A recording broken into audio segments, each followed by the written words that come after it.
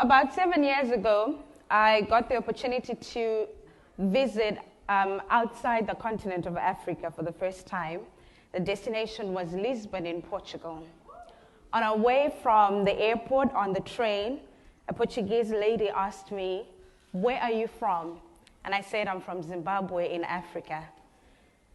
And a wave of pity washed over her face. And she said to me, "I'll pray for you." There and then it hit me that I was the object of pity. And why was she pitying me?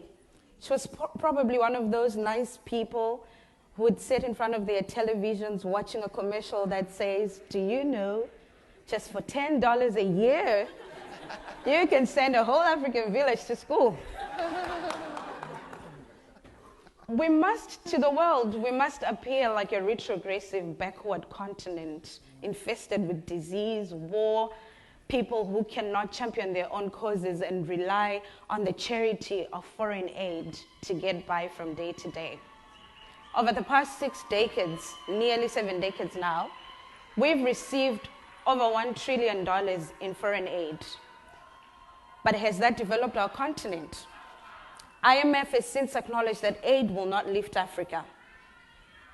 In fact, we're getting poorer. We're retrogressing. What has aid done to lift us? Not very much. But what has aid done instead?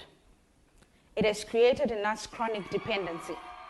Our hosts have a saying, I think it's their Department of Agriculture at the zoos, they say, "Please do not feed the animals. They might become dependent and forget how to hunt." We've forgotten how to hunt. Or waiting for alms, we have totally forgotten how to hunt for ourselves. What has aid also done? It has subsidized the political inefficiencies of our irresponsible governments. We think they are doing something when they are not.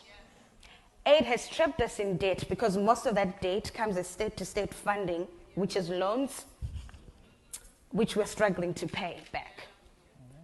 Aid is also killing our local industries. Why must our people buy mosquito nets when they can get them for free? Aid is fueling corruption. Agencies such as the United Nations, USAID, can work with governments regardless of how responsible they are or not. But I have a question for you, my fellows in the civic leadership cohort. Until when shall we continue to trade our weak and vulnerable as commodities to foreign funders so that we can sustain our paychecks from month to month? Until when shall we be complicit in implementing ineffective programs that are not designed to eradicate the problems on the ground, but only designed to align to the funders' interests?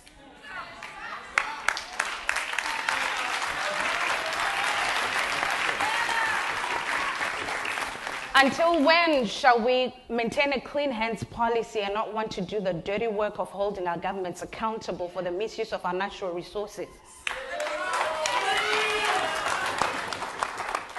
The providers of foreign aid are not going to come and uproot our ineffective governments. We have to do that for ourselves.